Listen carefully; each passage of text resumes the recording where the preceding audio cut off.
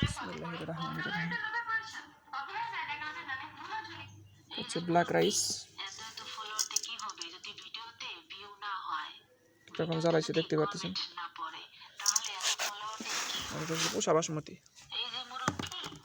1728 জাতের পোষা বাসমতি। পোষা বাসমতি 1728। বন্ধ রাখছেন। পোষা বাসমতি 1728। এই যে মানে কিভাবে জ্বালাইছে।